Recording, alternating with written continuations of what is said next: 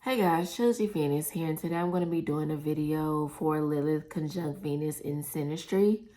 So right off the bat, this is a very intense connection.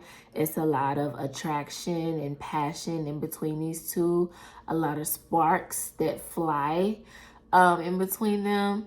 And this connection can ignore morals, ethics, logic, standards, sense, and everything else, because the attraction can be so intense. So if one or the other person or both people are like married or something like that, especially if the Venus person is like married in a relationship, living with someone, the Lilith person will not care. They feel this attraction to them to where they feel like they have to have that person regardless of whatever the circumstances are. And then the Venus person would kind of get an adrenaline rush from this. Especially if the Venus person is a man, and the Lilith is a woman. He see this woman as like a femme fatale, a very kind of dark feminine energy. She's very rebellious, does what she wants, and he can see her as like the ultimate like fantasy woman. And so he'd be willing to kind of go along with this. If the Lilith person is a man, he would just kind of see the Venus person as like his ideal, woman as far as like passion.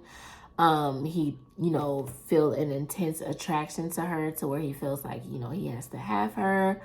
No matter what's going on, he can kind of, pull out all the stops to get this woman or get this feminine energy, because he just sees her as an ideal person. This connection can kind of lack stability, especially in the beginning. So they both could harness each other's energies to kind of bring it outside of the relationship, because that's how, intense the attraction is. Especially the Lilith person. The Lilith person can kind of like, take the energy and take it outside of the situation. And then the Lilith person would put the Venus person on a pedestal. And so the Venus person could feel like, well, if I have this, ultimate person, thinking so highly of me, then I can go ahead and go get other people. And this is where, kind of like the discord in the situation can come from. This is how it can become kind of toxic. Because like I said, the attraction is so intense that, it's like they kind of want to experience it outside of the situation too, because they feel like they have the power. It's kind of like the connection gives them like superpowers, to where they feel like they're both, above everything else, to where they can kind of just go out and pull all these people, get all this attention, and just kind of, like I say, harness each other's energy. Now, I feel like down the line, the connection can kind of die down, especially the passion, because of course Venus is a very superficial planet. It usually represents kind of like our aesthetic, how we look. It can represent our bodies, but it doesn't represent like the intimate parts of us. And so this is kind of where it can die down, because of course, if you're putting someone on a pedestal that they kind of don't belong on, then once the connection kind of develops, you can actually see the person for who they really are. And this is where like the rest of the synastry will come into play. So like if you guys don't have any 4th house, 8th house, 12th house synastry, where you're getting to know each other on a deeper level and you actually like who that person is on a deeper level, then it's like that's how the connection can kind of die down. It would be like an unforgettable situation, so you would always kind of remember that passion.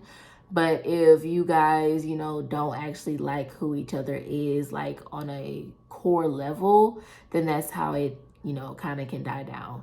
Now, if you guys have like Saturn synastry and you guys do have, synastry in each other's core houses, then it can develop into a serious situation, like kind of like once that passion dies down.